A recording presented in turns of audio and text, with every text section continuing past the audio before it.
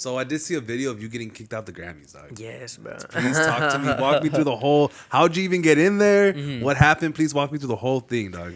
So I sneak into a lot of stuff. I'm not even gonna cap. Like this just it's just what I do. You know, I sneak into like last Fashion Week in September. I was maybe at like 15 events, shows, parties with like next to Jared Leto, Doja Cat, and I snuck into everything for the most part. Even this Fashion Week, I snuck into most parties that I was at. I only got 2 invites, and ended up like at 10 events. But so this time at the Grammys, I had a ticket. They have like casting calls every year. You know, where they'll be like, hey, email us your photos, email us your information, and we're gonna choose like 100, 200 people that we're gonna invite to the Grammys. You know, to fill the seats and stuff, because sometimes people don't show up, and they need to make it look full when it's on TV. You can't have like empty seats everywhere. So I got a ticket, and I was like, holy shit, like dope, let's run it. So I was at the Grammys. I showed up. It was like at 2 p.m. Show started at 5. So I was there since 2. I had to go and get my credentials, get like my wristband. I got like everything that I needed. So then I was there at first. It was dope. I was having an amazing time. I went to the restroom. I was like right next to Pharrell. I was like, oh shit, this is sick. You're in the restroom with Pharrell? Yeah, I was in the restroom right next to Pharrell. That's gangsta. He's like washing his hands, and the security guard's like right in front of him. I'm like, oh shit. That's dope. Yeah, no, it was dope. And then like when the Grammys started, they basically get all the seat filler people that were casted, and they put you in seats, and they put me right in front where like Bad Bunny was performing when it started. So I was lit, you know. I was in front. I was like, oh shit, this is crazy. So it was cool, you know. And then they like moving me around once the seats actually started getting filled. I was like next to Uzi and Taylor Swift at one point. And then I get up, I went to the restroom, and then I come back, and then the security like follows me back when I'm walking back down to my seat. And they're like, oh, come talk to us real quick. And I'm like, okay, like, what's going on? What's good? You know, I didn't think nothing was wrong. I'm just like, yo, what's cracking? And then they're like, we're going to have to kick you out for sneaking in. And I'm like, what do you mean? And they're like, yeah, we just saw you come in through the Figueroa door. And I'm like, what do you mean I came in through the Figueroa door? Like, you see my wristband? And I kind of told them, I was like, okay, cool. Like, I just thought they were fucking with me or something, you know? I'm like, okay. And I try to go back, and they grab me. They're like, no, you got to come with us. And then a big old group of securities come. They start talking to me, and then they're like, okay, just walk with us outside. And then big ass motherfucker, they start walking me outside, pushing me outside. And I'm like, what the hell's going on? Like, I showed them my ticket, I showed them my wristband, and then I gave them the contact. I'm like, yo, talk to the lady who just booked me for like the casting call. Like, we've been here the whole time. It was like a group of like 200 of us that literally got hired to be here. Cause I do like a lot of acting stuff. I do a lot of background. So this was just like another day of like work basically for me.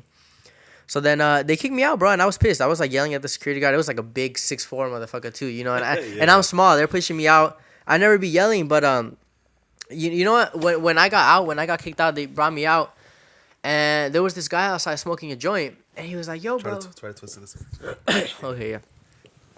So then they were taking me out, and I was stressing, bro. And then there was this guy outside that was smoking a joint right out by the exit. Yeah. And he's like, "Yo, bro, chill out, chill out." And I was like, what the hell? So I started talking to him. He's like, "Bro, that shit's not even worth it. Like, do the Grammys matter? Like, deep down, like, think about it. Do you even care? Like, what? Why do you want to be here? This and that." He started talking to me, and I was like, okay. Like, he helped me calm down. You know, he was a very like. Mellow dude. Yeah, very mellow. He's like, bro, chill. Like, you're okay. So I start talking to him, and it turns out, shout out to Norman from Tank and the Bangers. They're a band. Turned out that he was nominated for a Grammy. He was like going up against Steve Lacy. Way. Yeah, bro. So he was going up for like best R&B album. So I start talking to him, and he's like, what do you do? I was like, oh, you know, I make content. I do music, this and that. He's like, bro, show me your music. So I showed him like some songs that I haven't released, and he's like, bro, this shit is like a hit. Like your music is really good. So he starts talking to me. We exchange number, and he's like, bro, I can get you in like the right rooms with people. I can help you make this sound good to like really get out there. And I was like, damn. Like, I got kicked out, but it kind of worked out, because right where they kicked me out to, there was this dude right outside smoking a joint who got nominated for a Grammy, who was talking to me about music, about like the music I make. So I was like, okay, this is kind of like, you know, it worked out how it should have. And no, yeah, shout out to bro, because you made me realize. He's like, bro, the Grammys don't really matter. It's just an award show. And I was like, you know, you're right. I've been to like a million events that it's not that big of a deal. So What's poppin'? It's your boy Moses, a.k.a. Nomo, chilling right here in the Let Out podcast, mister. it's Jared Muros. What's good? What's going on? How we feeling? Welcome to the podcast. Thank you. Thank you for coming, you know, giving us some time, because I know you're clouded up right now. You're way up there in the world and shit. It's been a crazy month this month for sure. And you just got back from like Fashion Week, right? New Yeah, York? yeah. I just got back from New York like 2-3 days ago. How was that? That shit was lit, bro. It was a life-changing experience. I feel like it hasn't really set in yet. Cause, when I left to New York, you know, I had the plan to, you know, go do my little thing. I run my fashion TikTok. When I left to New York, I had maybe like 9,000 on Instagram followers. And I don't really like to talk about numbers like that, but I know like in the world that we are, what we do, it's all about the fucking numbers, you know? Right. So I had like 8 to 9,000 followers. I came back, I'm like at 34, maybe shit. right now. So it's been a crazy week. It's been a crazy week for sure. Past like 5 days. I think the first video I uploaded in New York was 6 days ago, and now we're here. Yeah, you've been going. I've been seeing your reels and your reels on Instagram go crazy and shit. Yeah. So how is it like out there, like as far as like the community with fashion? Like, is it like everyone talks to each other, everyone's well known, or is just like you see someone dressed similar to how you know your style and you start talking to them? For me, really, what it is I like to just kick it in when I'm in New York, out in the Soho area. That's kind of the equivalent to like Muros, Fairfax here in LA. You know, like the west side of LA. That's what Soho is in New York. It's just a lot of fashion stores and a lot of people that will literally just kick it out on the street with like cool outfits, walk around, you know, go grab a coffee or whatever. So I'll hit there, and then if I see someone, I'll be like, yo, I like your outfit, bro. It was good. You know, I'll chop up a combo, see what they're wearing. We'll talk a little bit, and then I'll be like, yo, can I do a video? This is what I do, yada, yada, yada. And then 9 times out of 10, they're like, yeah, let's run it. Yeah, good vibes and shit. Yeah. But let's take it back for a little bit. Like, are you born and raised here in LA? Yeah, I'm from LA. Okay. LA. So where'd you go to high school, middle school? Like, how was your upbringing here? I went to Cal High. Shout out to Cal High in Whittier. I get a lot of comments. Y'all was saying that I don't talk about Whittier. Well, shout out to Whittier. They're like, shout us out. Yeah. I got some kid that went to my high school. He's like, bro, you never talk about us. I'm like, okay, bro, I got you. But yeah, that's about it. I mean, how was Whittier? Like, Whittier? Yeah, how was Whittier? It's very like, it's pretty slow. There wasn't a lot of people doing a lot of stuff. You know, it's a little suburb, so a lot of people will just, you know, everyone planning to go to college, everyone planning to do their thing, take all these classes in high school so you could grow up and kind of just live like a normal life. Mm-hmm. And that's what it mostly was in my high school. It was like me, maybe just like a couple other kids I knew who were kind of in the realm what I was doing, because I always made content since I was like 16. When in high school, I used to be out there with like little camera vlogging in high school. You know, I do like day in life in high school. I talk to kids in school. I did like little pranks here and there. So yeah, it was cool. I was always the one that was like very out there. Everyone else was kind of just doing their thing, and I was very... Was your first channel like a fashion channel, or was that something that you picked up later? Nah, I kind of picked that up just recently. So I started doing just Jared Muros. If you look me up on YouTube, you can find like a lot of old vlogs. I used to go to hella concerts, music festivals when I was in high school. Starting from like 13, I think it's the first time I seen like Tyler the Creator like in concert. So I went to a lot of concerts, and then one day I was like, yo, I'm gonna just start vlogging. Like I would watch other people's videos, do this and that. They'd be like sneaking in the concerts or like vlogging their time at the show. I'd be like, yo, this is cool. I want to start doing that. So then I started vlogging like Camp Vlog Now, Rolling Loud, like all these festivals I'd be at. And then I started a little like sub thing on my YouTube channel that I called My Closet, because I was always into fashion since I was young, like middle school and shit.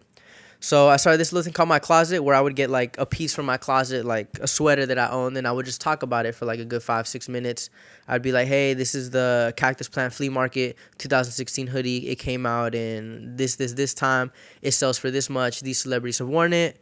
And then I would talk about like how they fit and stuff, because sometimes like in fashion, if you buy a hoodie that's a medium, it fits like an XL. And I would be stressing, so I wanted to let people know like, yo, buy this. And yeah, basically I did My Closet on YouTube. It was doing pretty good. You know, I got to like maybe 15 episodes of that. And then I kind of dropped off, and I was like, yo, TikTok's the wave. TikTok's moving. So I moved it over to TikTok, and that's how that started. What was like one of your first like fashion purchases as like a middle schooler? Like, what were you big on? Ooh, I like that question. One of my first purchases that I remember, I think my very, very first like thing that I loved was a pair of like Supreme boxers, because I couldn't really afford Supreme hella. This was like in 8th or 9th grade. I couldn't really afford much. I used to go to school and I would like sell candies and shit, you know, to buy clothes. Classic. And yeah, and I think the first thing I bought were like Supreme boxers for like $35. And I remember my homie, who was also in school with me, he had a Supreme long sleeve. It was like yellow with lines and said Supreme. And I would ask him to wear that shit like every day. I'd be like, bro, can I wear that shirt today, bro? Can I wear that shirt today? And I feel like he got tired of me. But I got like a picture or two, I think, of it somewhere in my Google Photos when I'm like 14. He ended up letting you borrow it? Yeah, he let me borrow it. Yeah. Go homie. Yeah. So like it started off with Supreme and shit. Have you seen like the transition from Supreme where it's starting where it is now? And what do you think about it? Yeah. So, well, when I was a kid, when the Supreme was like the big thing, I remember like going, waiting in line. You know, you'd have to be there a week. Like people would be bringing you McDonald's. You'd be camping out, and it was out on Fairfax. But now, you know, the store is closed. It's kind of like it's different now. They just moved to West Hollywood. The new store just opened maybe a week ago, and you got to do like reservations in line now. And I know what happened is like the West Hollywood residents, they didn't want Supreme to be there because it's like a bunch of skaters and stuff, and it's like a very nice neighborhood that they didn't want Supreme to be there. So they're super strict on the rules in the new store. Like you can't skate in the vicinity. You got to have like a reservation to go and stuff like that. So it's very different because I used to skate a lot. So I would be at the store kicking it. I'd just be kicking it on the block. But now I kind of dropped off on skating and now it's more strict. I'm like not in it as much anymore. Like, you know, someone who's been part of the culture for such a long time, do you feel like that's going to hurt the brand as far as Supreme, like in their numbers? Or are they trying to like be like a Louis Vuitton, Gucci type of I feel like they're brand? not trying to be like a high-end brand like Louis Vuitton, Gucci. I feel like that just happened because it started off as a skate brand. And from what I've seen, that's when people would like stay in line, resell the box logos. And it's more so the people that made it be this high-end like streetwear brand that it is. Supreme didn't even try to go for that kind of deal. How would you describe like your sense of style and what do you like to wear and stuff like that? Ooh. What do you look for? I don't really look for anything specifically. I like stuff that's very, I guess, different. Like these Jeremy Scotts. When I first seen these, I fell in love. Like I love these shoes. I love the bones. Like you're almost all the time you're never gonna see anybody else with these on the street. So I like to stand out. I like to wear like my own stuff and like these long ass shorts. You know, they're very LA, but it keeps it to me. You know, the long ass shorts, but then I'm gonna add the colorful ass top with the shoes. Like I just like to be myself and be different. Why do you want to be different? Like, where does it start? Where does it come from? Bro, honestly, I don't even know, bro. Even when I was in high school, like, I would just wear, like, different shit. I remember one time, too, I was wearing, like, a button-up shirt, just, like, on a normal day. You know, it's, like, a button-up shirt, and I had, like, it was, like, some pants, and I just tucked it in because I was like, oh, okay, I feel nice in this. And some kid came up to me, and he's like, yo, bro, why you dressed like a nerd?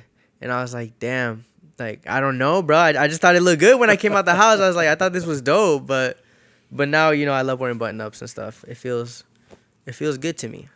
Have you ever gotten like in high school, especially middle school and high school, people always be talking shit. Like, has that always been like consistent? And how do you handle that? Yeah, even now, bro, on TikTok comments, like, I don't know how it is for you guys on comments, but people on TikTok love to just talk shit. Yeah, basically. They always call us fat and shit. Yeah. You know, like people on TikTok have no filter, bro. Yeah, it's crazy. But I mean, yeah, you know, it's always like that when you don't look like everybody else. It's bound to happen. People are going to hate. People are going to say stuff. And I mean, I kind of just deal with it. You know, like even when I was on YouTube, when I was like 16 or 17, people would leave hateful comments. And I'd be like, damn, I'm a kid type shit. So now I'm like more used to it, you know, because like when you post fashion videos and you get like, you interview guys wearing like skirts and they got Rick Owens and they have like, they're wearing like little fanny bags and purses. And that's what the fashion community is, you know, it's to be different, it's to be yourself. Like, I have people comment in the comments, when you have videos that reach millions of views, that's every type of person. You're going to reach, like old-ass men, you're going to reach grandmas, you're going to reach little kids, and they're going to talk shit regardless. So it's, like, just something you kind of got to get used to. Is it just me? Because I drove down, I think that was Melrose. Yeah. Recently. Like, there's not a lot of stores from, like, everything's changing. Like, yeah. Even La Brea too, right? Yeah, it's all changing. Like, what are some of the stores that you missed that were there and that wish they were back? Bro, I used to go to Round 2 hella when I was a kid. I would just go and sell clothes. Like, that's literally, I would go to like Supreme. I remember one time I literally went to a Supreme drop on Thursday. I bought a shirt for like $40 and then I walked to Round 2 and I sold it for like $60. And I thought that was like the coolest shit ever. I was like, hell yeah, $20. Like, I gotta go sell this. But I miss Round 2. I would be there like all the time. I remember when I was even gonna do my high school senior project, we had to like basically intern at a store. I was trying to convince them. I was like, yo, can I intern here for one day? They said no, but I miss that store. And then what else? I like 2nd Street that's out on there right now, but that's kind of like the one thing holding up on Melrose. It's like a little fashion store where I buy like a lot of clothes, really. How do you feel about like brands that are like upheld by just sole like celebrity owners? Like, for example, like OVO is just because it's Drake, right? Yeah. Or like Travis Scott, or like, you know, other celebrity brands and shit like that. Do you feel like it's just like it's because of the name, or they actually drop some cool shit? I feel like almost all the time that's mostly just like merch for the celebrities, like OVO. Like, it's cool and all, but they're never gonna be up there competing with other like actual real designer brands, you know, because Drake kind of just made that to have a subsidiary brand. And it's more so merch. Like if you see someone wearing like an OVO tracksuit, an OVO shirt, you know, like, oh, they like Drake. It's not because they're into the fashion of what OVO really is. Or even like Travis Scott stuff too. Like almost always is gonna be someone who's a fan of Travis Scott and not just someone who likes the piece that's wearing it, kind of deal, you know. And then what do you think about like athletic wear that's fashionable? Like, oh, I kind I know what you mean. Like I just saw these Asics shoes. They were like Asics and this Japanese brand Hysteria Glamour. They're like $800, but they're like crazy. Like I've never seen no Asics look like that. They got like some straps on them. They look like futuristic, and I think it's dope. And even sometimes I go to the gym, I'll just be wearing like my Bad Bunny Adidas and shit. You know, I think it's cool. I like it for the most part. How does it feel being like what are you? Are you like what ethnicity are you? What? What ethnicity? Oh, I'm Latino, 100%. Yeah, what kind from where? My parents are from Mexico. Okay, what part of Mexico? Durango. Durango? Yeah. Okay. Shout out to Durango. Yeah, I'm from my parents are from Mexico too. What part? My mom's from Zacatecas and my dad's from Nayarit. Oh, okay. Yeah, you know what I'm saying? A little West Coast, a little Midwest Mexico and shit. Uh-huh. But you know, that's another reason, a big reason why I wanted to have you on the platform is like I love you know, like showcasing Latino creators and Latino people in places where you don't really see us. Yeah, that's why when I seen the podcast, I was like, definitely want to hop on y'all from here, from the city. Type shit. Here in Southgate. You ever come to Southgate for anything? I got a homie who lived like probably 5 minutes from you. Yeah, it's my director. He helped me do like my music video and he helped me out with a lot of stuff. But for the most part, that's it. I've never. Oh, you know what? Y'all got a Walmart too. The closest Walmart to me is in Southgate. So I be driving over here sometimes. Yeah. So that's how I know you're from the area, because that's true.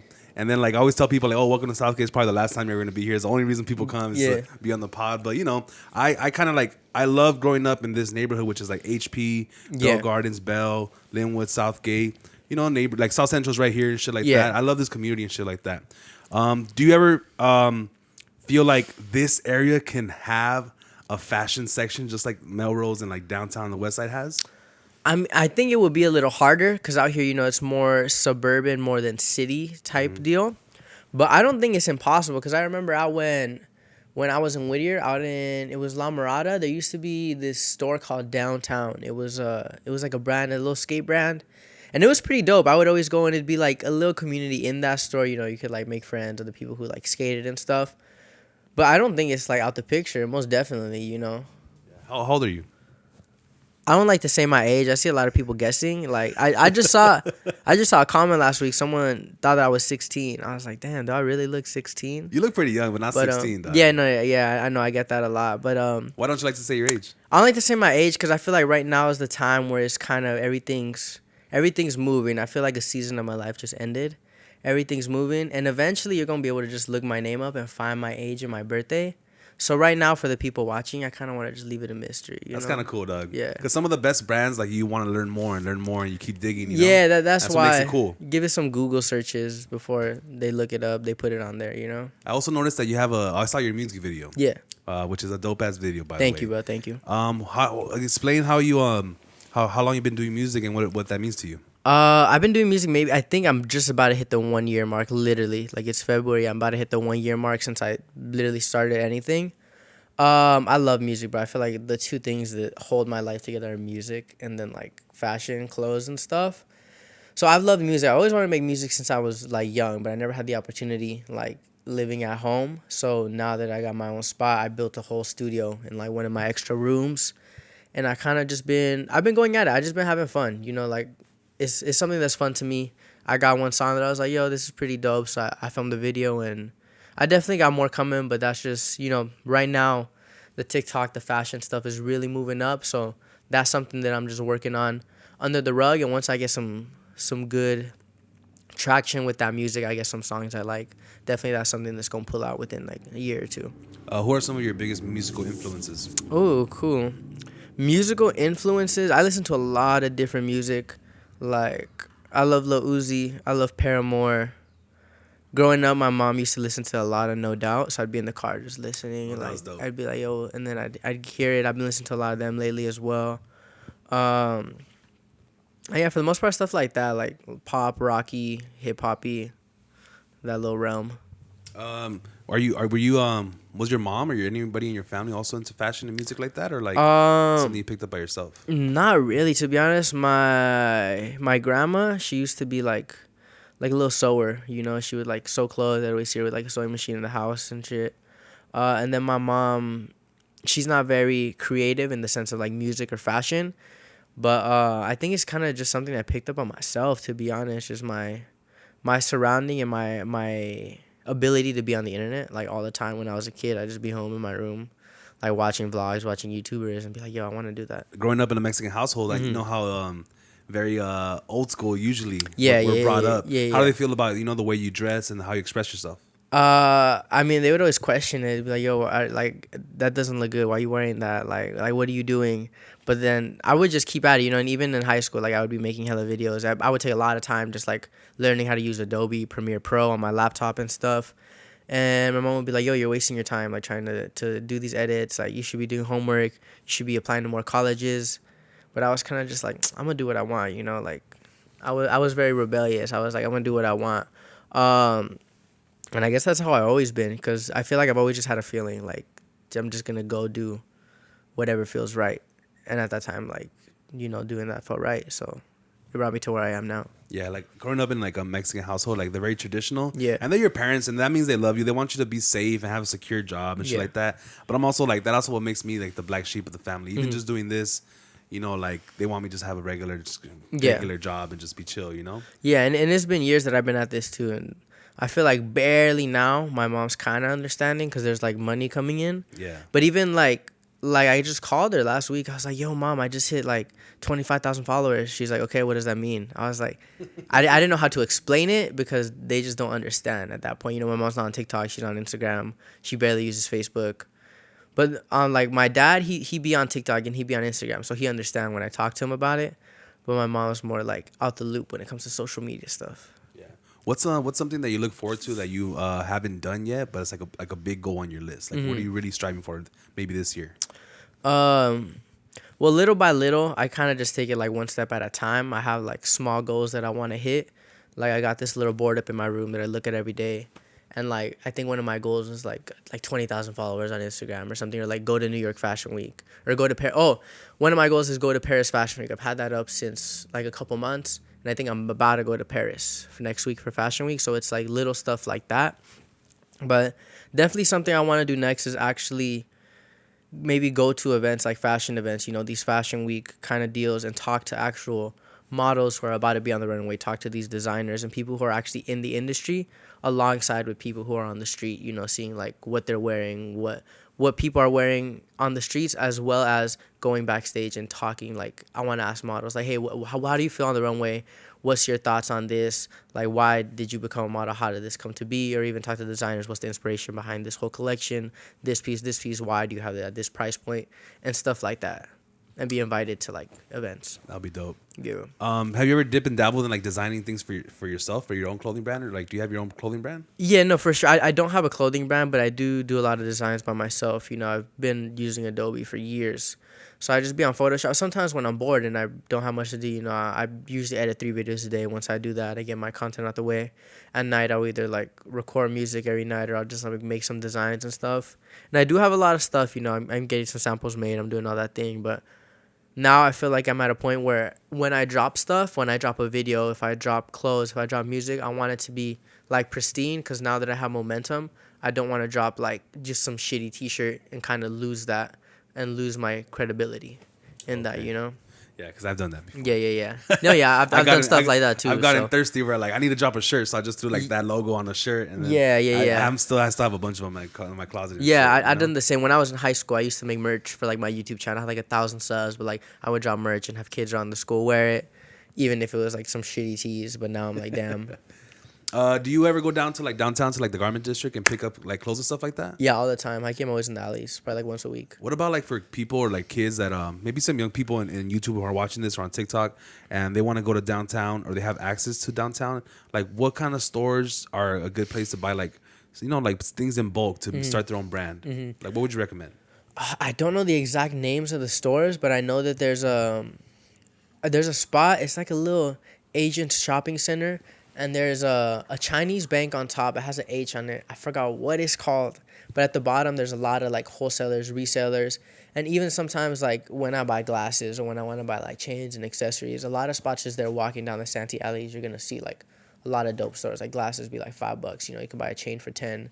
That's pretty cool. Buy like whatever. They got fake Off-White. They got fake Goyard. If that's your thing, go buy it too. You know. Yeah. How do you feel about like what do they call them? Reps. Yeah, reps and shit. Me personally, I like to buy clothes too because of quality. Like if I spend $250 on a pair of shoes, it's because it's something I'm gonna wear for like 2-3 years. But if I were to buy the same shoes, you know, through like DH Gate or go to downtown or get it somewhere fake, they might last me like a couple months when I could have just paid full price, kept them longer, and really have good quality products. Do you think that like that someone who's like a fashionista or some person that people look up to copy their style or whatever, like if they get caught wearing fake stuff, does that personally feel like, oh, come on? It kind of depends on the person. Like sometimes I remember I would wear like fake Babe hoodies when I was in like 9th and 10th grade, and then they would for sure. And then like threads would start coming off, they'd start getting cheap. I'm like, damn, what's going on? And then I finally got like a real one, and I'm like, oh, like this is it. Like I've had this Babe hoodie I've had for like 5 years. It still looks brand new, even though I've washed it so many times.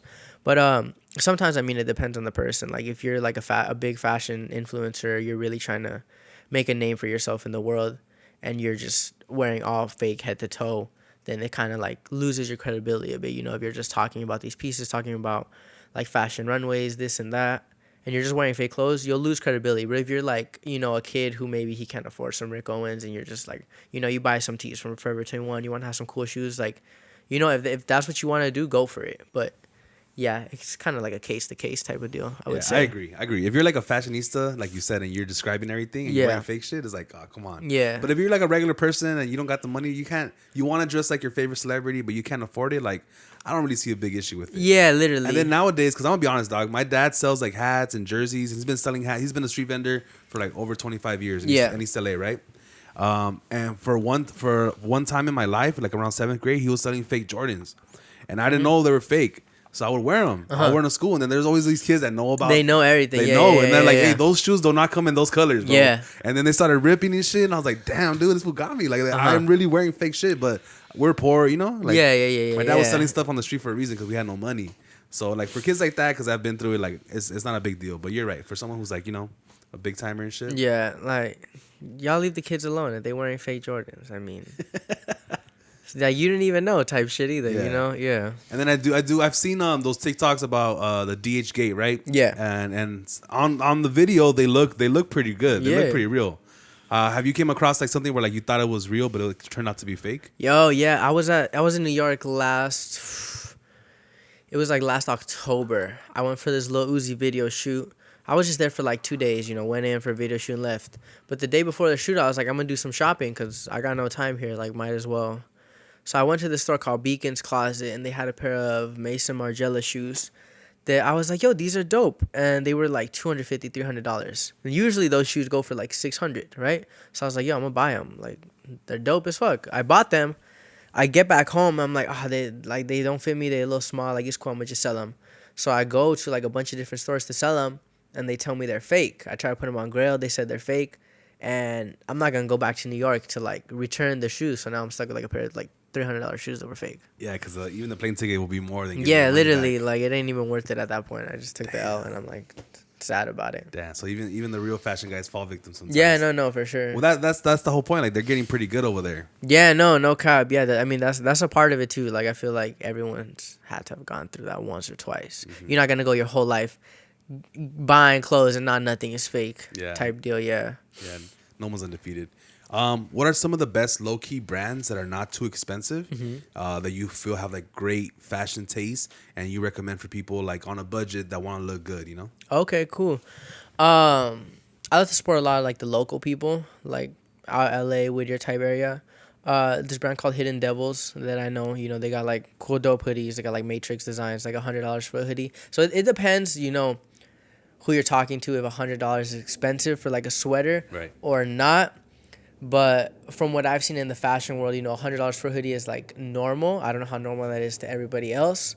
But how much would you pay for a hoodie? Comfortably. Let's be real. All right, look, dog, I'm gonna be honest with you. So Yeah. Valentine's was coming up. Yeah. So I wanted to get my girl. I got her flowers and everything. I was like, Yeah. So I wanted to get her that Fenty Super Bowl Rihanna one. Yeah. And it was like $100, huh? Yeah. And I was like, I don't know, dog.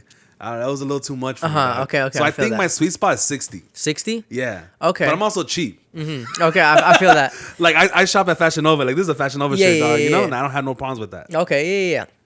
One thing good too that you could do, a lot of stores do sell secondhand designer, and what's good about secondhand designer that I personally like is that these pieces are good quality and they'll last you an entire lifetime. So if you buy a hoodie that's secondhand, the price will be half off, but you'll still have plenty of life in it left. Like I think literally these shoes, they came out in like 2014, and in 2014 I didn't have no money, so I just recently bought these maybe like a year ago. They were used, but they were still in like perfect condition. I still wear them, clean them up, and they're good. I literally can't even possibly find them new if I wanted, because these shoes are almost 10 years old. But some of the two affordable brands, Yayo Los Angeles, shout out to Yayo. It's another brand who I like to do a lot of giveaways, in LA, do stash and grabs. I might go to downtown one day, I'll have a hoodie in my car, I'll just leave it, I'll post on my story, yo, whoever wants this hoodie, come get it for free. They support a lot too. I got a homie Zero Lacquers, he makes clothes. Isaiah, shout out to you. And then on the little like higher end spectrum of streetwear, I really like Siberia Hills. It's a brand who they make very good quality hoodies. They might run like 150 to 200, but they'll be the same quality as like a Balenciaga hoodie, which goes for $2,000 type of deal. What was that brand again? Siberia Hills. Damn, that's dope. Yeah. What is like regardless of price, no matter how expensive it is or whatever it is, like what is a brand on the rise that you think is gonna be really big one day? Maybe a Supreme or maybe something like big like that. Mm-hmm. What is a brand that you see coming up? So regarding fashion brands that are like on the rise, for the more streetwear kind of style, I like Days in Blue. They sent me this sweater, and a lot of brands always, they DM me, hey, can we get you some clothes, this and that. But a lot of them are like, it's not up to the quality that I see for streetwear brands, but Days in Blue, this is like probably one of my favorite sweaters that I got. They do have a lot of pieces as well. And they be like, on the normal pricing, sure, will be like $30-$40 type deal. And then if we go in more into the high-end fashion, first runway show invite I've ever got was from this brand, Head of State. I was not familiar with them before when I head out to Fashion Week in New York. But being at the show, just seeing the runway, just seeing how the designer really, it was like transforming you into another world. I don't even know how to explain it. But when I was at that runway, it was crazy. They had like a girl walking down the runway. She got into this booth, and then like water came all over to her. Her top like disintegrated. It turned into something else, and it was just dope. Oh, shit. It was amazing. Shout out to Head of State. Definitely something that I see on the rise soon. How come like sometimes you see like, explain to me, a person doesn't know much about real fashion like you do, but how come you see crazy outfits on the runway, but they never sell it in the store? So the thing about that too, like what I've seen a lot with like Balenciaga, for example, they'll drop like some hard ass pieces or like crazy ass pieces on the runway, and a lot of times some of those pieces will be like a VIP only piece, or like it'll only be available basically to people who spend a certain amount a year or more. Like let's say the VIP people are the people who spend $50K or more at Balenciaga per year. Let's say it's just a number. I don't know the exact because I'm not a VIP. But then they'll get an email. They'll say, hey, these are exclusive runway pieces that aren't coming out to the public, but VIPs only, and you can reserve to buy it, stuff like that. Like I know the Balenciaga trash bag that came out, it was like $2,000, and it was super limited. It went out to VIPs like first, and then whatever was left went out to like the rest of the public, stuff like that. How do you feel about like shoes or clothes that already come fucked up? Like rough, what do they call it, scuffed? Yeah. You know what? So I don't know. It's hard on that because I own a pair of Golden Gooses, and Golden Goose is a brand that's known. They're like kind of skate style shoes, and they look like they've already been skated in all over. They got scuffs, they got marks, like you've done kick flips and stuff. But it kind of just depends on what you're trying to do. Like some of the Balenciaga stuff that's all ripped, like that's too much. Like, let me show you this photo, bro. Like when I saw these shoes, it kind of pissed me off because I was like, no way, people are taking it too far. Yeah, like there's at some points where it's taking it too far, but there's some that like they do it right. So let me show you one that I'm like, yo, there's no way that this exists. And these, bro, these are the Stan Smith Balenciagas, and this is how they come brand new. Just dusty. Yeah, they come dusty. They come like. Like they've been stepped on. Literally, that's the vibe. You see them, yeah, like and they're like homeless shoes. Those are the new ones. Yeah, they're like homeless shoes, but they go for $2,000 basically. Damn, 2,000. Yeah, and then someone like Golden Goose is another brand who does it, but I feel like they do it right because the Golden Goose shoes I have, they're like $500-$600. They look very scuffed up, but it's a very like high or low maintenance, high quality shoe because it's like some of the best quality leather I've ever had in a shoe. I've had them for maybe like a year or two, and sometimes I be fucking them up. They get dirty, but I don't care. It's like when I want to look good, but I don't want to worry about what I'm wearing. I'll kind of wear those if I'm going to the beach or if I'm gonna be walking a long time, because they're very comfortable. They're very good quality. But if I scuff them, if they get dirty, like I'm like, okay, whatever, you know. Instead of wearing like a Jordan that I might have bought for the same price, if they get dirty, I gotta make sure I'm cleaning them, make sure they look good. Versus like a Golden Goose sneaker, if they're dirty, I'm like, okay, whatever. That's how it looks. That's exact. Now it makes sense. Like if you buy a shoe that's already fucked up, you can kind of wear it however you want because it's already fucked up. But when you buy some nice ass Jordans and they're scuffed, it makes them look so bad. One scuff could ruin the whole shoe. Yeah, so it just depends. You know, what do you want to spend your money on? It could be a Jordan if that's what you're into, or it could be like a Golden Goose sneaker. It just depends. That's really crazy. Yeah. So I did see a video of you getting kicked out the Grammys, dog. Yes, bro. Please talk to me. Walk me through the whole. How'd you even get in there? What happened? Please walk me through the whole thing, dog. So I sneak into a lot of stuff. I'm not even gonna cap. Like this it's just what I do. You know, I sneak into like last Fashion Week in September. I was maybe at like 15 events, shows, parties with like next to Jared Leto, Doja Cat.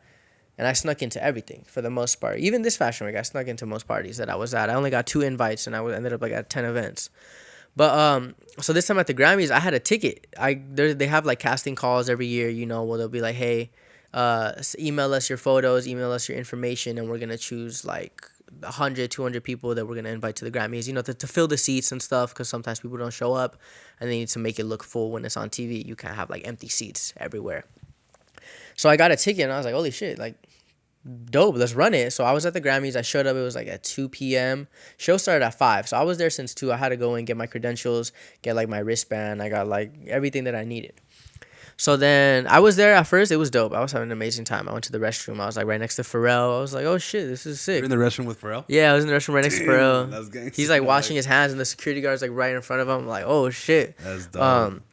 Yeah, no, it was dope. And then like when the Grammys started, they basically get all the seat filler people that were casted, and they put you in seats, and they put me right in front where like Bad Bunny was performing when it started. So I was lit, you know. I was in front. I was like, oh shit, this is crazy. So it was cool, you know. And then they like moving me around once the seats actually started getting filled. I was like next to Uzi and Taylor Swift at one point.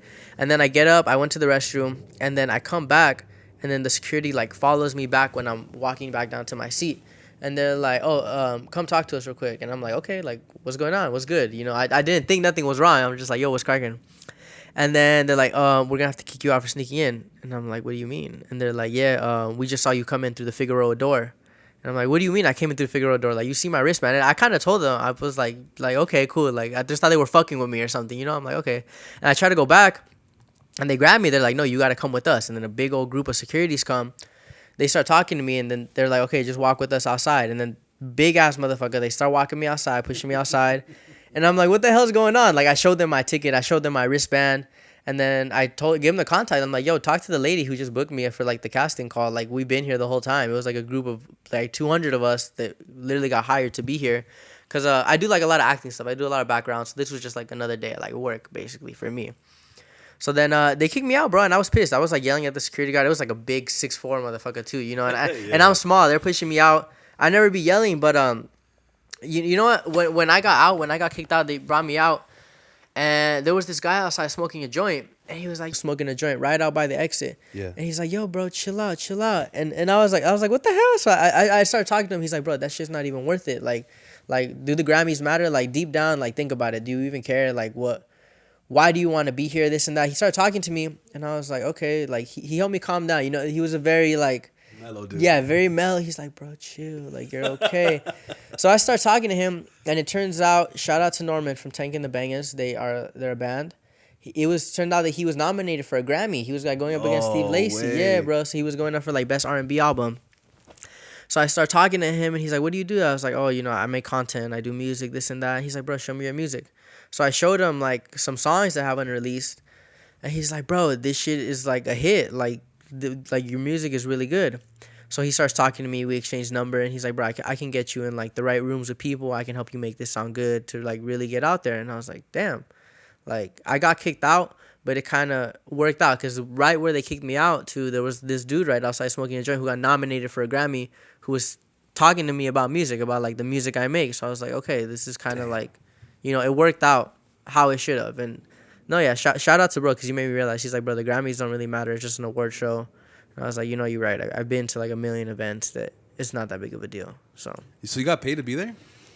Nah, I didn't get paid because most background roles and stuff that I do are paid. But for the Grammys, they were like kind of in the email was like, oh, you're getting invited to the Grammys. Like, we're not going to pay you. But then you get like on a good list with like the casting company who does it. So next time that they do have like jobs that might pay $500, $1,000 to be somewhere, like you'll be on top of the list because you were able to take the job first. You were able to get there on time, this and that, you know, kind of deal. Tight. What do you use like for someone who wants to be like a background or even get into acting? Like, what is there apps or websites, or how do you get involved in that? For the most part, I mean, you could literally just look up like background roles, like in LA, and because we're in LA, you know, it's so easy to find stuff. But you can start on Backstage. There's a website called backstage.com, and they have a lot of like background roles for like music videos, commercials, stuff like that. And also there's this website called Central Casting. It's kind of hard to get in there because you got to like make an appointment, go to their offices, take some photos, sign paperwork. But yeah, Central Casting, Backstage is definitely dope. There's places where you could like get in. Like I've been on a lot of big TV shows. I was just on like Lopez versus Lopez with George Lopez. Oh shit, really? Like 2 weeks ago. So it was pretty dope. Yeah, I saw him. I saw George Lopez. I was like, yo, what's good? He's like, hey man, what's good? And you know, stuff like that. Did you hear the recent controversy that he got himself Yeah, in? yeah. With that other comedian. What's his name? Ralph? Ralph Barbosa. Yeah. I don't know why George Lopez would like go off like that, bro. Like you gotta support the up and comers who are doing basically what you're doing. It's not like Ralph's like tearing him down and stuff like that. So why not support the up and comers? You know, I heard. I think on that podcast where he got in trouble, he also said the story of why he kind of has that attitude is because Paul Rodriguez. You know, Paul Rodriguez. He's like he was slightly older than him and was coming up before George, and then George came on before him, and it was time for Paul to perform on stage, and before he went on stage, Paul told George, "Hey man, when I go like this, come on stage." And George goes, "Oh damn, he's gonna give me a shout out. He's gonna tell everybody that I'm next up." So George right there waiting by stage, and then Paul goes, "Hey, come here." So then he comes, and then Paul takes off his jacket and throws it to him, and like, "All right, get the fuck out of here, take my jacket." Nah. So then George was all like, "Fuck." That shit burned him. Yeah. But I had an interview yesterday with a big time kind of rapper, and his name's Bozo. He's like a Mexican rapper. Yeah. And he's all like, well, that's what George gets for holding it in and not saying something. When someone spites you like that, that shit will eat you alive. And that's why I think George has that against other Mexicans, because he got dissed by a bigger Mexican. Yeah. You know, but still, it shouldn't be like that, dog. Yeah, no, you can't keep bringing it down by generation to generation. You got to be the one to stop it, type of deal, you know? Yeah, and then George eventually, I think, called Ralph Barbosa. Yeah, I've seen that. And all that. Yeah. Which is crazy, dog. Damn. Nah. I'm on the opposite tip. Like, I want to help everybody that's, you know? Yeah, no cap. Like this, yeah, when I'm 10 years later moving on and there's people coming up, like, I'm going to be there for you. I'm not here to burn you down type deal, you know? Yeah. No, I'm not going to only help, like, you know, my race or my raza, whatever, but, like, I'm definitely going to look out for my own. But I'm down for help everybody, you know? Yeah, exactly. Whoever's on the same road. Never tear anyone down who's on the same path that you were on, basically, type deal. Have you ever met somebody that, like, you know, sometimes they say don't meet your heroes? Yeah. You ever met somebody that was, like, a complete asshole that, like, pissed you off? You know, someone that I actually look up to, no, because, like, someone who I listened to a lot when I was in school was, like, Lil Uzi. I used to listen to all his music, watch all his interviews, this and that, and then I got hired to cast one of his music videos. So basically, I was like one of the production people who I got to choose who would be in the video. It was for his music video, Demon High. So they were like, oh, we want to cast a lot of people that look like goth and punk, look like they're in high school. So I was like, all right, it was in New York. So I was like hitting up a lot of people on Instagram who looked like that vibe. We got a cast. I flew out to New York. And then I was talking to him. Then this whole time, too, I'm like, damn, I hope he's not an asshole. Because, like, I got hired to do this. Like, I'm going to be there on set with him, like, 10 hours type deal. So then I started talking to him. And back in this time, I was making rugs. I used to make, like, a lot of carpets just by hand. I would sell them to, like, businesses and other people here in L.A. And I told Uzi, I was like, yo, bro, I want to make you, like, a carpet. Like, you could put it up in your studio or something. He's like, bro, let's run it. And I was like, oh, okay. Like he's dope. He's like, yeah, let's do it. And I was like, okay, like, can I get your manager's info? Like, we can run it. And Uzi's like, nah, you don't need that. And he's like, here, take my number. And I was like, what? So then Uzi gave me his number. I texted him. And then I seen that shit pop up on his phone. And I was like, oh, okay, like, this for real, your number. So then, yeah, no, that got situated. And he was cool the whole time. Anytime, like, people were talking to him, it was a lot of people on set. Like, he was dope, for real. Like, I was talking to him, like, what he was wearing and stuff. Like, at that time, I wasn't really doing TikTok like that. I was just like, bro, I like your outfit, what you got on. We were talking about fashion for a bit. But no one's super big that I think of to not meet your idols. But I remember the first music video I ever did was an Ian Dior music video. He's like some pop, like hip hop artist. And I did the music video and I didn't even get paid. This was my first time ever. So I was just happy to be in like an environment with like, you know, a big rapper and like all his crew and the production on like a $50,000 set, you know? So then I saw him. I was so excited. I was like, damn, they're not paying me like or nothing. I came out to Hollywood. I'm not getting no money. I'm not getting food. Like, I'm going to try to get a picture with him and talk to him. So I walk up to him. I'm like, oh, yo, bro, can I get a photo before I leave? Because they let us all go. And he's like, he didn't even talk to me. He didn't acknowledge me. He looked at me like this. And then his buddy next to him, he's like, nah, bro, you can't get a photo. And that shit kind of broke me because it was my first time on like a big production, you know. Thank God I've done like a million since then.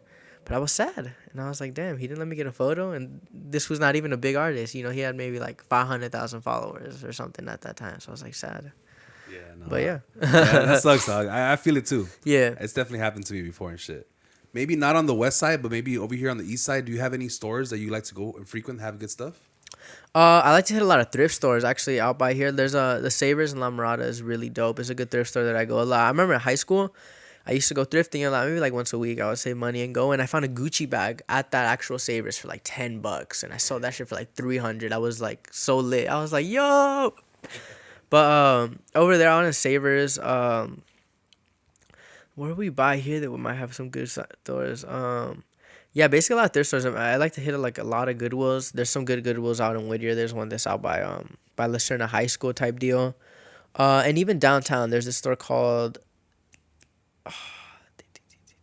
Damn, in downtown there's this store inside of a coffee shop called Maru Coffee. It's just like a coffee shop. You walk in and they have like a hidden store in the back. If you go all the way to the back of the store, there's like just a secret door. You go in and then there's like a whole clothing store in the back. And I think that place is dope. I forgot what the name of the store is, but it's in that coffee shop, Maru Coffee. I have like a TikTok video on it. If you just find it, it's there. It's pretty dope. Yeah, I'll look it up. Yeah. That's dope. So are you still like you said you got pretty familiar? You're pretty good at Adobe. Are you still using that to edit your TikTok videos, or you switched up to a different app or something? Yeah, you know what? So I still use Adobe a lot for some TikToks that really need like some edits because I do have some that'll be like some story time videos. I might need to use it, but I feel like I've downgraded because now I use just like phone apps like CapCut and stuff. And I really learned to use that within the past couple weeks because like when I was in New York, I was on the go. So I was filming maybe like 10 videos a day. So I had to post. I was like, I can't wait to get back to my Airbnb to edit on my laptop and be doing this. So I got CapCut, this app. Shout out to CapCut. Yeah, low-key, it's a good app, dog. Yeah, no cap. So I use CapCut and that shit is like amazing. You know, I just use it to edit my videos now for most part. But I do still have some videos that need like some more advanced edits. I'll use it on Premiere, but yeah. Yeah, me too. Like I edit mostly on my laptop, but sometimes I'll be on my phone to edit something quick. Yeah. But on the laptop, it's better. You have a little more accessibility. Yeah. You could do more, but it's just like with me now that I'm like, you know, 3 videos a day. I've been posting 5 videos a day even recently because in New York I got so much. I still have maybe like 30 videos plus to post. Damn. And I'm just running it on my phone because on the computer it might take me a little longer, and on the phone it'll be more simple edits, but I could get videos out quicker. How the DMs looking like right now? Bro, people sliding your DMs. It's a lot, bro. It's for business and for not business. Yeah, bro. It's a lot, bro. Yeah, because even like on my Instagram, I remember, I won this contest. It was like 2-3 years ago, where I got to go on a private jet with this artist, 24K Golden, and we went to like San Francisco, and I was kind of just like picking his brain about this whole like, I guess like fame, attention kind of thing. I was like, bro, can I see like what does your Instagram look like? And he would show me because this is when he had like the #1 song in the world, like Mood. He would like refresh it and it'd be like 100, 100, 100, 100, 100, 100. It would just constantly keep going. And I was like, bro, like the DMs, like, you know, it was like all crazy. And I was like, damn, I want it to be like that one day. And now it's like that. So I'm like, okay, that's a little goal. I gotta like click off. But yeah, no, it's crazy. Like when I refresh, it just keeps going. Like I feel like right now, this current time is the moment I'm gonna look back on. I'm like, okay, this is where it all started, kind of deal. Yeah, started right here, the Lit Island podcast. How do you filter through the comments, or how do you filter through the messages, and which ones to reply to, and like, who do you give the time of day to? Like, what do you look forward to? If someone's trying to get your attention, maybe, I don't know, maybe to intern or just get some game from you. Like, how do they have to approach you, you know? One thing I learned from a lot of bigger creators, too, that I've talked to, a lot of it is your profile picture. I like kind of look at profile pictures, and if it catches my eye, if it's something bright, if it's like a photo of somebody, I'll click on it. I'll see what's good. But usually I read through all the DMs. I go through all my emails because I don't want to miss like an opportunity.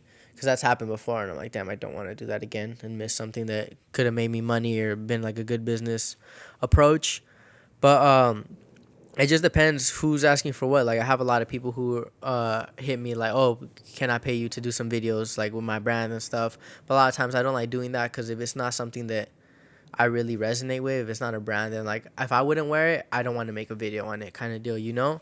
But it's a lot of places like, you know, stores and stuff. They're like, hey, you should come just check out the store. Or like if any other creators hit me and they're like, hey, we should do a video, and it's someone that I, you know, I like what you're doing, like I'll run it. You know, I'll go through all the messages, I'll go through the profiles, and I'll see real quick how it goes. Okay, so yeah, like it's important to have everything set up correctly. Yeah, for the most part. Have you ever styled anybody before?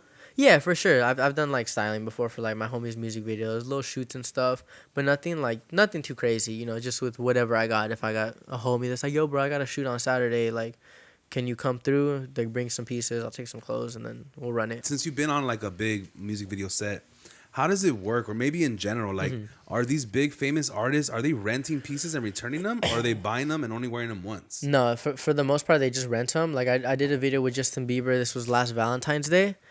And he was just like out there on set talking to everybody. I was like, okay, this is cool, like good vibes. And I was like, hey, bro, like what kind of hat is that? Because it looked like this brand that I recognized, Fishing for Scale. I was like, what kind of hat is that? Like, it's dope. And he's like, bro, to be honest, I don't know what I'm wearing. Like, I just have a stylist. They rent clothes and give it to me. And I was like, okay, like that kind of made me realize that most of the time the artist will show up, stylist will give them maybe like 3 or 4 different outfits, and they'll say, hey, choose something that you like, and then from there the artist will go. Or like, let's say they don't like the pants that they gave them, but they like the rest, the shoes, the top. The artist might be like, hey, can you bring me some baggier pants? Can you bring me some skinnier jeans or something like that, you know? And where are they bringing them from? Like, or is it up to the stylist to go get it? It's up to the stylist to go get it. So for the most part, when you're like a big artist or you're someone who basically just needs someone to style you, you'll hire a stylist and say, I'm a stylist, right? I'm ahead. There's these stylist warehouses all throughout LA. They're kind of like low-key spots that they have a million different pieces of clothing. It's literally a big warehouse with a bunch of clothing. They'll have designer clothes. They'll have normal clothes. They'll have like some crazy-ass shoes that you've never seen before in your life that are worth like $20,000 type deal. And then they rent it out. And basically to rent out a piece, you got to pay. It's like 10 or 20% of the price of what it is. Let's say these shoes are $1,000. You want to rent them out, you got to go pay $200 to rent it for the day, and then you could just bring them right back after, in like the same condition and everything. So when you're a stylist, you kind of just go and you get a vibe of the artist that you're working with, what they like. The artist will tell you, yo, I like black, I like baggy clothes, I like white tops, and for shoes, I want like some 4-inch heels or something. And then the stylist will just grab everything within that, what fits in that description, and they'll bring it to set, and then from there the artist will choose. Yeah, that's tight. Thank you for answering that, because I was like, damn, these people are spending a bag on clothes. Yeah, no. 9 times out of 10, it's all rented. Unless it's an artist who really, like, you know, they're into fashion and they're, like, on runway pieces and stuff. But for the most part, it's all rented. Yeah. What do you think is the most fashionable, fashion-forward hip-hop artist out there right now? Like, for, like, Lil Yachty, Future, those kind of guys. Who's the best? Who's best dressed? You know, now you say Lil Yachty's pretty dope. I like how he uses colors with like his hair and his grills and stuff like that. A lot to choose from, dude. Because you got Lil Uzi, who, like you said, is like goth, right? You got Future, who's like more like upscale, right? Like what is it called, luxury brand. Yeah, more designer type of deal. Kanye dresses like a zombie. Kanye like a zombie. Let me see, bro. I don't know. I like for me personally, I like to just take a little bit of inspiration from everybody. A lot of people. I like ASAP. I like what he does a lot. I just did a video with ASAP. Oh, really? Yeah, the whole fit that he had was like crazy. And what I realized, like with ASAP, you know, he's super into fashion. He had like 2 stylists on set, but for the most part, they're there to kind of help push him. Like, he will choose his outfit, and then the stylist will be like, I think those shoes would be better if you had them in white, and then they'll change out the shoes. They'll help him, like, fix some chains, some necklaces. But for the most part, it'll be, if it's an artist like that, they're the first one, and then the stylist come in second kind of deal. Okay. Yeah, because ASAP, you know, has always been legendary, like, as far as how he dresses. Yeah. Pretty Boy Flacco and shit like that. Yeah, you know? Literally. Did you get a chance to watch the Super Bowl? I did. I saw like right the end of it because I was in New York at this time, so I was just trying to get back to my B&B on the subway.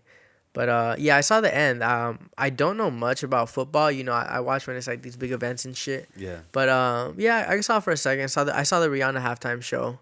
What'd you think about the halftime show? It was cool. She's pregnant again, Did you know she was pregnant? I didn't know she was pregnant. I didn't realize. If you didn't know she was pregnant, what would you rate her performance? Because she didn't really dance at all. Yeah. I don't know, bro. Like a 7 or 10. For me now, at least the halftime shows are like whatever, Yeah. Like unless you're doing something like completely different or like I like the LA one that happened like a year or two ago. Yeah, last year's. Because LA shit. But yeah, it's like whatever's to me now. What do you think about like I don't know if you look, I graduated high school in 2008, right? I'm 33. Yeah. So back then there was like, if you wore a certain type of clothes, then you were automatically gang affiliated. Yeah. Nowadays, this like gangster chic, gangster style is kind of back in fashion, whether you're a gangster or not. How do you feel about like old school trends coming back from the past? I seen that, bro. I don't know. I feel like we always take inspiration from the past, no matter what it be. Because, like, now I've seen it's a thing that people won't wear, like, white Hanes tees anymore. They'll just wear Pro Clubs. Even if you're not from LA, I've seen people that are like, oh, like, I like Pro Club shirts. And I'm like, damn, that's crazy. That's, like... That used to be our bargain. Like, we were poor. We could only afford Pro Clubs. Like, and now Pro Clubs and Dickies. And now, like, now I just did a video with these two kids out in New York where they had, like, $4,000 outfit, right? Bro was like, oh, $900 sweater, $1,000 shoes, change, $2,000. And then he got Dickie shorts on. I was like, yo, this is crazy. That's like work clothes for us. Literally, that how I see the mix coming in. But people love to take inspiration from the past because even like in the past, that was inspiration from what came before. So, yeah, I think it's crazy seeing stuff like that now, though. Were you wearing Jordans in high school? I did. Honestly, I liked Jordans more when I was in high school. Like I liked ones, I liked fours, and stuff like that. It was Jordans or skate shoes. That's literally all I wore, really. What is your favorite skateboard like to ride? My favorite skateboard, I like Baker with the shake junk grip tape. Shout out to y'all. Have you designed a skateboard before? Like no, I haven't. That's pretty dope. That would be dope. I never thought about that. Yeah, design a little like little logo or a little something. Okay, that's sick. Yeah, a little deck and shit. Yeah, that was hard. Yeah, because my son, we went to this Foot Locker. And Rip and Dip was outside. They had like this basketball court where you could win stuff. And he won a little goodie bag and it had like a tech deck in there. Oh, And then he built it and I was like, dude, I used to play with those. Like he's in the bag building his little tech deck with the bearings and everything. And then you can see the deck and it had like a cool ass little graphic right there. How do you feel about Rip and Dip? Rip and Dip is cool. I mean, when I was younger, I really liked them because they used to be right next to the Supreme store. They would always throw events. I remember I would like go to Supreme and then I'd go to Rip and Dip because they would have like free raspados. They'd have like like cotton candy and then they'd have like a bar. I couldn't drink yet then, but they would have like a bar for people and then they'd like do some giveaways here and there. So yeah, pretty dope. He's at least 21, guys. We're getting closer. We're getting closer to this mystery. How old he is. Damn. I was gonna say now let's talk about let's talk a little bit about Mexican culture. Like, what are some of your favorite things about Mexican culture? Whether it's Christmas, food, sweets, ice cream. Like, what do you love about it? I like holidays because the fam gets together. I like food a lot. I like frijoles. I love pan dulces. I like going to Mexico too. What's your favorite pan dulce? Which one? So many. They're like these it's like a croissant. I forgot cómo se llama. It's like a croissant que está lleno de cajeta. It's a fucking... Man, I don't know the name either, dog. But un cuernito que tiene cajeta. Yeah, that's what it's called. You're right. Los cuernitos. Those are fire. Those, and then there's this bakery here in East LA. Like, it was like right down the street from where I grew up with my grandma. They got the best pan dulce ever. What is it called? But honestly, I can't give it away, bro. Okay, you want to... Yeah, I can't. I told one of my homies about it. I took them, and this made a TikTok on there. I'm like, since then, I can't tell nobody because they be packed anyways. Yeah. We're in the spot. Yeah, the one right here is Elizabeth's Bakery right here on Long Beach and Firestone. That's like our popular one. But yeah, there's definitely... Now, what about like, what's your taco order? My taco order, I usually get it's like maybe like 2 de asada and 1 de pastor, depending where the place is. If they have better pastor, I get 2 de pastor and 1 de asada. But probably those. And I get everything on it, all the salsas. Probably like, I like red sauce. Okay. I see. And then grilled onions. That's right. What about your agua? What kind of agua you like? Horchata, Jamaica? Or you get a soda? No. I like the water-based ones, like mango, the piña, or an horchata, just depending the mood. But it's like... Piña's fire. Yeah, piña, mango, or horchata for the most part. Yeah. That's what's up. And do you like seafood and shit? Oh yeah, ceviches. I like aguachiles, all that. Fire. Yeah, that's Are the you? move. You know what? East LA has some of the best food, dog. Yeah, you said they got some crazy Cause food, my dad bro. still sells out there, so sometimes I'll be out there and like do like mariscos cuatro vientos, the crispy fish Oh, tacos. yeah. I had it once. It was like a couple months ago. Yeah, I got like a taco that had like papa and shrimp. That shit was Yeah, crazy. fire, dude. And then like they also have what's it called, like the tacos de birria and stuff like that. Is there anything that you don't eat, like that you just stay away from? Yeah, for the most part, bro, I eat everything because I love food. Like, I love food. I love cooking. I love like. Oh, you cook too? I cook. Yeah, What's yeah. the best dish you can cook? I can cook a lot of shit, bro. To be honest, I like making pastas. I made ceviches before, steaks. I try to cook most of the day. Breakfast, lunch, dinner type shit. But Oh, you really out here cooking then? yeah, no, I be cooking, bro. I've Damn. been cooking. Yeah. Because when I was in high school too, a lot of times like my parents would be working, so I'd come home. And I'd be like, damn, what do I do? And I just find ingredients and start cooking and shit. Yeah, no, I'd be watching like Gordon Ramsay videos and shit too. That's what's up. That's what's All up. that. Hell yeah. I noticed that you asked on your Instagram story, you told people that you were going to be on some podcasts this week. Yeah. And you gave them the opportunity to ask you some questions. Yeah. So these next questions I'm going to read to you. They're straight from your Instagram followers. So shout out to them. Shout out to your followers. Shout out to the Instagram. The first one, oh, damn, this is crazy. Literally watched all your videos. Love from India. Damn. Shout out to India. That's dope. I have shopped at Grail, Buddy Store. Never mind. That's a shout out to them. Yeah. Just choose a couple, read out through them and then let me know. Let me see. One of them says your origin story. Like, if you were like a superhero, like, what would your origin My story? origin story be, bro? Like how everything started? Your superhero arc. My superhero arc, my TikTok fashion Instagram arc. Damn. I feel like a lot of it just has to do with me in middle school because I couldn't really buy no nice, not even nice clothes, but just like skater clothes that I wanted. I wanted to buy some skate shoes, some Supreme hoodies that I couldn't afford. I couldn't buy them. I just started really diving deep into like what is this brand? What do they do? Why are they better than the rest? Then I'd start watching their skate videos. I'd be like, damn, these fools are so sick. And then just wanting to be like that. And then watching, vlogs, Vines, YouTube stars, wanting to be like them. And now I'm here. Yeah. Did you have good grades in high school? You know what I did, honestly? For my first 3 years, I had like a 4.0 straight up, like freshman to sophomore, junior year. I was really like on that college grind, bro. I was like in high school, bro. I was the class president. I was like the yearbook editor. I was like club president. I was in like 10 different clubs. And I did a lot of shit because I wanted to go to a good college. And then my senior year is when I started doing like way more YouTube videos at school. And I'm like, yo, this is way better than just like doing work all day. Do you think like being good at school or doing school work, like prepared you for what you're at right now? Like it says like some you learned some skills that you transferred over to this. Yeah, for sure. Because when I was in high school, I was in this business academy at my school. And then I was a part of this thing called a chamber, where basically they would take us like once a week, like Friday mornings, to go talk to like business owners in the city, on some like scholarly shit. That's dope. And I would just be there. They would like give us breakfast, and I'd just be there with a bunch of business owners, and they would teach us how to like network and talk with people. And I feel like moments like that helped me kind of just be able to walk up to anybody and talk to them and be like, hey, I'm Jared. What's your name? I like what you're wearing. Type deal. Yeah, so the kids out there, like my son, school actually matters for some, at least for something. Don't think it's just bullshit. Yeah, even outside the class, like even just being in school for the most part, like when I would run for president, I would have to go and give a speech in front of kids, stuff like that. Like outside of the classroom, stuff like that really helped me, make me do what I want to do. Question from someone named Nana. Do you wear the same outfit more than once? And then she put, full same fashion. But do you wear the outfit more than once? I try not to be honest, because I have like a lot of clothes I like to mix and match. But like this is similar to an outfit that I just wore in New York, but I had like some different pants and like a different shirt underneath. But I try not to. It's just, I remember there was this one girl in high school. She was a senior when I was a freshman, and she won like the fashionista thing in the yearbook. Mm-hmm. And I remember like her quote, and I was like in a class with her when I was on ASB.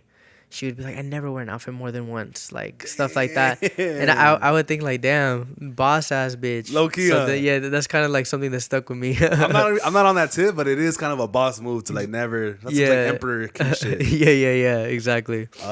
Someone put age, your favorite brand, your favorite trend. My favorite brand is Acne Studios. Let me show y'all this tattoo I have.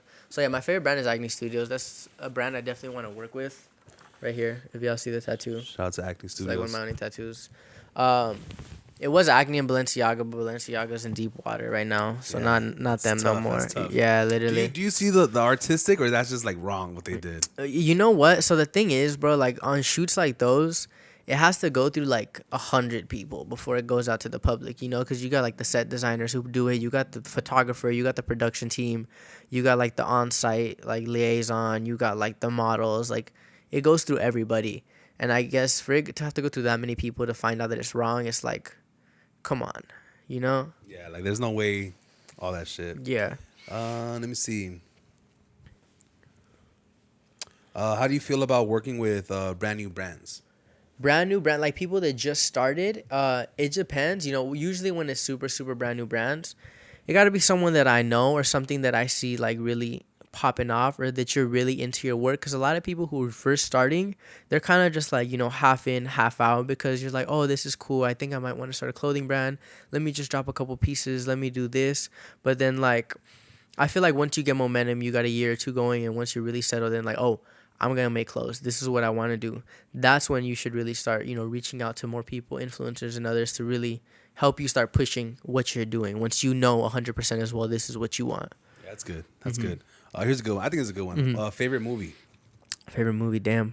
Yeah, coming from you, this is gonna be. I think this is. This is gonna be good. One thing, I don't watch a lot of movies or TV shows, unfortunately. Sadly, I feel like recently I haven't had time. But from when I was younger, I used to watch I like a lot of cartoons. I like Monster House. That movie definitely like the little creative direction of it. How it's very spooky. It made me feel something. Yeah. I just recently seen Infinity Pool and Pearl with Mia Goth. I went to like a premiere where she was like answering questions. And those movies were pretty crazy. I don't know if you've seen like the trailers or stuff, but it's like it's like Infinity Pool. It's about a movie who like some rich people go on vacation, and then like when they go on vacation, it's like it's another country that basically you can do like whatever you want, and you just pay the police off, and like they would do like crazy shit. They would go kill people. They would like do a bunch of like crazy shit. It's like basically what super like the top like 0.5% people do when they have hella money, you know? Damn. Like when you can do anything you want, basically, and just pay people off. Like that type of deal. I just came up with a random question. Like, if you could buy a house anywhere, where would you buy a house at? I for sure want to buy my first house in LA because like LA is my home. But I definitely want to get a house somewhere in the middle of nowhere, like a rancho, maybe in Mexico, just to like escape, like maybe once a year type shit. Hell yeah. Because, you know, life gets hectic. I like to like just be by myself. And sometimes even in LA, like, let's say I'm out in LA, I got my house and I go to the grocery store. Like, life is still going to be moving fast when you in LA. Would rather be out somewhere where there's, like, nothing going on, literally. You know what they said? I don't know, I'm not sure where I saw this, but they said, like, especially the creative people need to be able to reset sometimes. Yeah, literally. And, like, just have a day to do nothing. Because sometimes you're just going so hard at creating shit, you need to like, reset your batteries. Do you have days where you just sit at home or, like, just don't do shit? You know what? Literally, like, 2 months ago, I was posting every day on TikTok 3 times a day. And I got tired. I was like, damn, I'm going to take like a week or two break. You know, that 1 week took in a 2 week break. And then this is what happened last time. I started my TikTok. I hit like 10K. And then I took like a 6-month break, bro. I just kind of like died off of it. I was like, you know, this is too much. Like, I've been working for like a year. I worked for a year and I only got to 10,000. I was like, you know, I'm like, I might take a little break for 6 months. I took a 6-month break. I came back. And then I came up to maybe like 30,000, right? I got an extra 20. And I was like, okay, I'm going to take another break, a little, like, week. I took the week. It turned into 2 weeks. And I was like, nah, I can't. Like, I'm getting older. Like, this is, like, I got, like, a good little 30,000 people who actually watch me. That's like a football field or something, you know? Yeah, that's two Staples Centers. Literally, yeah, that's 2 Staples Centers. So I was like, you know, I'm gonna keep pushing. After that 2-week break, I was like, okay. So then I just started going out to the street, asking more people, making more videos. And then my first video back, literally, like, it hit, like, maybe 100. Next video it was like maybe 200, and then I post another video, hit like 1 million, and I'm like, damn, my first 3 videos back from this break are coming back up. So then that's when I start pushing harder, and then I go to New York, and then it just came up from there. So I feel like breaks aren't necessary. Like that little 2-week break I took was just enough time, but don't let those breaks, don't get too comfortable in that time, because if I would have let that 2 week turn to 3 and then 4, I wouldn't be here, literally physically here. Yeah, now. Exactly. Do you ever get discouraged from like if you post something and it doesn't get the amount of views you want it to get? You know, yeah, I do. But I was just talking to my homie, shout out to Teo, when we were in New York. And when he first moved to LA, he's from Seattle. He was hanging out around like a lot of TikTokers and like famous people. And he said that he's seen people like get discouraged and get down when their videos aren't getting views like that. And he's like, bro, don't let that get to you, because like I seen it happen. Don't let like the views define like what you're doing, basically. Like just keep pushing. And I was like, okay, you're right. Because recently, like everything I've been posting this week has been going crazy. 100,000, 200,000, million. I got like 4 videos that hit 1 million within the past 5 days. Damn, you got 4 in 1 week? Yes, bro. Damn, dog. But like I know that's not gonna be forever. So I'm just trying to take it all in right now, stay in the moment, and then once it dies off, kind of just realize, okay.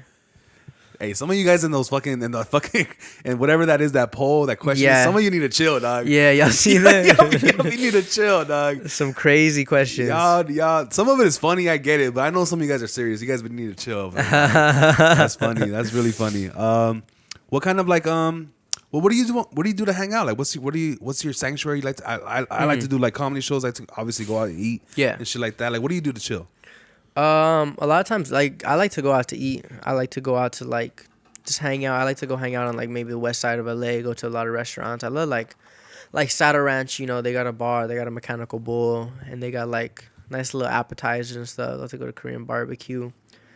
And recently I've been working a lot, but in my crib, you know, usually what I do to chill, I'll just invite my homies and we'll be in my studio, because I got a whole room like about this size where I set up like a studio when the closet is like a booth, and we'll kind of just kick it. You know, we'll listen to music, we'll listen to beats, we'll just make music, hang out, just talk type deal. That's kind of really my area where we be kicking it for the most part. You say you'd be down to buy a house in LA. Where in LA? In the hills, by the beach, somewhere in the valley? In the hills for sure. What I like to do a lot on my free time too, I'll just drive up to the hills in my car and just kick it there for a minute.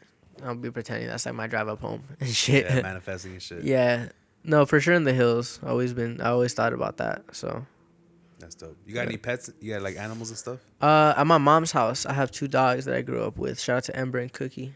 What kind of dogs are they? One is like a Doberman Chihuahua mix, like a mini Doberman Chihuahua, and the other one's just like a straight like Mexican ass Chihuahua, straight from Mexico type shit, you know?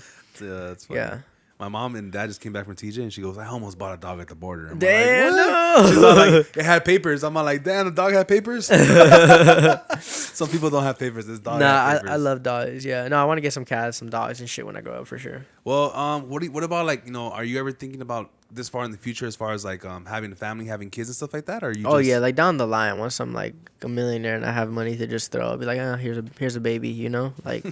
But I don't want to have like any kids right now, you know. Like I have homies who I've seen have kids, and they're telling me like, oh, I'm gonna have a kid. I'm like, damn, how? Like they're my age. I'm like, I can't do that. Nah. Yeah, I had my kid when I was 20. And it slowed me down, though. It did. I basically disappeared, and I came back when I was like 26. I feel like you have to though when you have a kid. You know, you like that's your life now. Like, you know, I had to take care of my business, and then once he got big enough, and then obviously I'm a single dad. I've been a single dad since he was 4, and from that moment on, I was like, whatever. Make sure shit was situated, and then I'm like, all right, cool. Then I started partying and getting back into like who I really am, you know? Because I don't know, it happens to everybody, but to me, once I found out that the girl, you know, my baby mama was pregnant, my whole life changed, dog. Yeah, literally. I was like, you know what, this is my number one focus. Got to get a job and do all that stuff. Because you got to focus now on money. You got 2 mouths to feed. You got a baby mama to take care of. You got to get diapers. You got to get all that, and that's not something I want to focus on right now. Once I have money to like, just get away, like, oh, here's diapers, make sure the kid's good, make sure everything is like in order. I don't want to have to be stressing like, damn, I gotta post 5 videos today to make sure my ad revenue goes through for the kid. Like, I want to be able to just chill and have everything. Yeah, because it's almost like having a boss. Like, you're just doing it for the money now instead of just for the art, you know? Yeah, literally. Yeah. Some people say, I've also heard this, like, 2 creative people can't be together. You want to have somebody who's like total opposites attract. How do you feel about that? Is your significant other also creative, or do you look for someone who's not? You know what? I feel like I've never heard that. Where'd you hear that? So okay, look. So like, if you're really creative, say you're famous on TikTok and you get with a girl or whatever that's also famous on TikTok, you guys are always both gonna be busy, and you guys are always both gonna be main characters. Yeah, I feel that. And no one's gonna be there you can't really support each other. Okay, I understand that too. Yeah, no, because my girlfriend as well, she's like an actress. We do a lot of like background role sets and stuff together, and I see where you're coming from. Because I'd be busy. I'd be very busy. You know, like I have to be like editing all the time. I got to go shoot a video. I got to do this. I'm here right now. I was at another podcast a couple hours ago. Monday I have like a meeting and stuff like that. And a lot of times too, like she's trying to get her stuff off the ground, like, you know, really do it. She got to do like some self-tape sometimes. Like she's an actress, so she'll have to, you know, read scripts, send them in to her agent, try to get roles and stuff. And I got to be there, you know, reading the scripts with her, reading self-tapes. And sometimes it'll take an hour because we got to memorize the scripts. We got to be there really in the moment, acting it out to each other. But then I'll have to go edit. I'll be like, yo, I need 10 minutes. I got to edit. And then I got to come back and help with the script, stuff like that. So I see where you're coming from, but I feel like if you do have a good balance, or if you're in the same, like, area, the same kind of, like, deal which y'all are working with, it could work, but it could also not. So I don't know. Yeah, it's tough. It's tough. I see that. The way you're doing it, I think, is a perfect way. You guys, like, support each other, you know? But sometimes you go like, oh, what about me? Spend time with me, give me attention. All you want to do is make videos, you know? Yeah, like you're trying to build a career. I've been in a relationship like that before. Yeah, no, I feel that. Where it's like, oh, that's just not going to work. It's not worth it. You're wasting your time. What about me? Because I'm the type, dog, when I see something, like, I go all in. Like, I see something on TV. I've always been like this. I see something on TV, like, I could do that. I could do that. I could do that better. I'm going to do it my way. And I start investing, and all my money goes in. And then later you're like, oh, shit, I don't even got money for dinner tonight. Yeah. No, that's how it be. That's how it was a lot when I was starting, too. Like, I didn't have no money because I would go and, like, I'd buy, like, a fashion piece to do a video on it or something, you know? And, that too, yeah, like I seen a lot of TikTokers that they kind of do like similar videos, you know, a lot of like other fashion people as well. I would see what they do. A lot of people do ask like other people, you know, see what they're wearing. They would talk about fashion, and I would be like, yo, they don't have personality, or like they're not doing this way.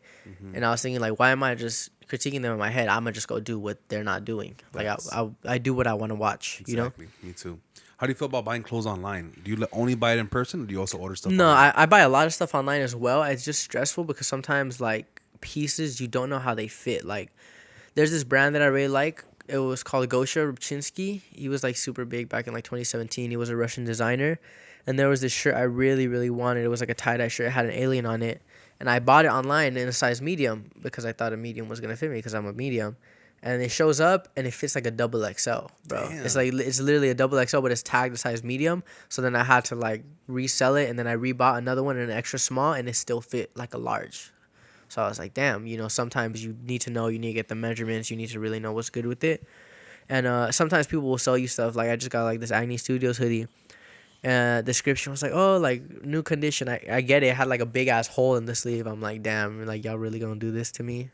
But yeah. So R.I.P. Virgil, right? Virgil was like Virgil. He was like the creative director of Louis, right? Yep. And then they just hired or gave it to Pharrell. Yeah. How do you feel about that? I feel like they gave it to the right person, if anything, because I feel like it's hard to top Virgil or hard to top what they were gonna do. I know they were gonna do this other designer, Kid Super, who he did their last collection, and actually came out very well.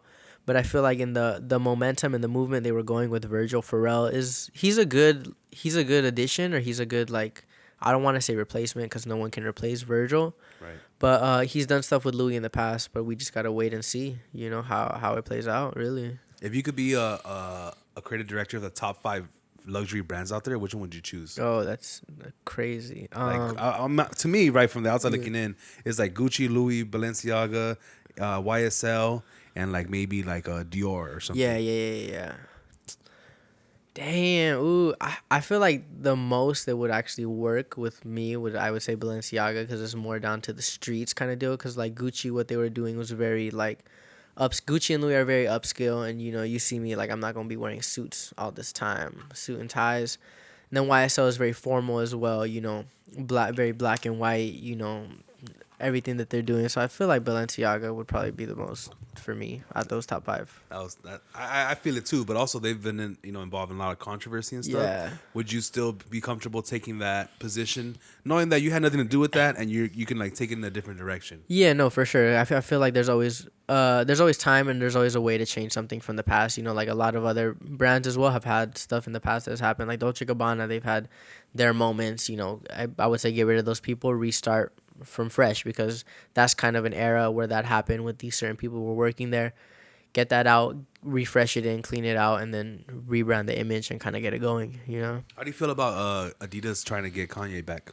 I saw that Adidas is trying to get Kanye back. I don't think he should do it just because of everything that's been going on. But when we're talking billions of dollars, I mean, I'm not a billionaire, so I don't know how those deals work. Mm-hmm. But, you know, if Adidas came to me after everything they did and they're offering $2 billion, I might just have to say, yo, you know what, let's run it. But when you're Kanye, money doesn't really matter at that point. I don't know, but if I was him, I wouldn't do it. But who knows? I don't know, man. Yeah, I'm a conspiracy theorist, dog. Yeah, I think he did it on purpose because he knew that he can get a better deal. You think that? So he did all that on purpose to kill the deal and then start a new deal. Now he's gonna get even more than he was making before. I seen that. Like Lil Pump did something similar when he signed his first deal. He was like 17, and like he signed his first deal. They gave him the money, and I think he got out the contract, and he was able to get back in and get more money when he was 18. Like renegotiate, restructure. Yeah, basically. Yeah, I think that's what it is.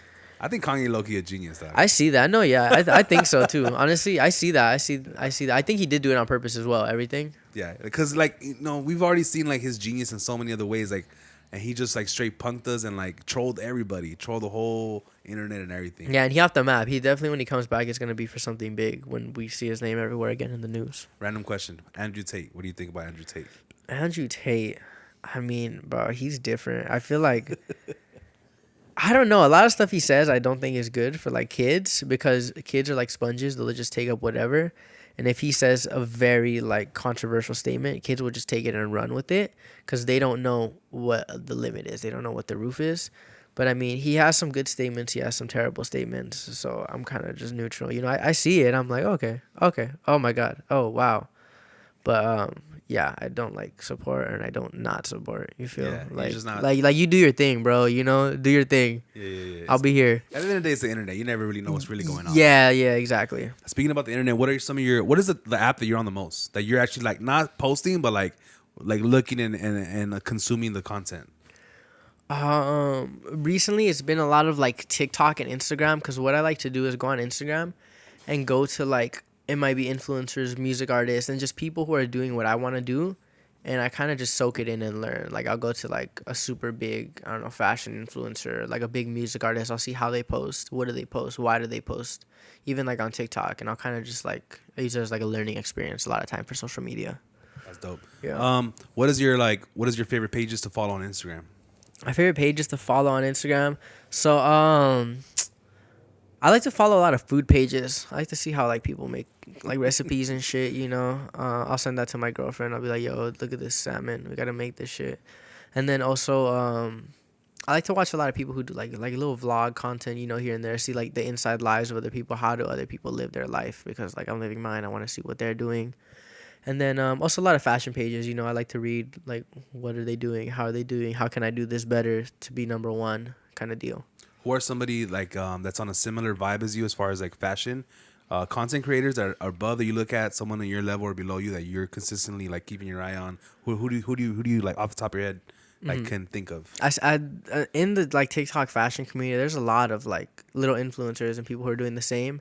I just did videos with two of them. Shout out to Dr. Garments and Sammy. They're like two other people. They're from New York, you know. So I locked in with them. I was like, hey. You guys are also doing similar stuff to me. You know, we're all doing fashion content. Like, let me do some videos with y'all. And, you know, we did it. It was pretty cool, pretty dope. And I feel like now I'm in like a new playing field, basically, you know, after posting everything, what I've been doing. So now I want to look up to, like, even the bigger people who are, like, on Vogue, the people who are really getting invited to these runway shows to do content and getting the big bags.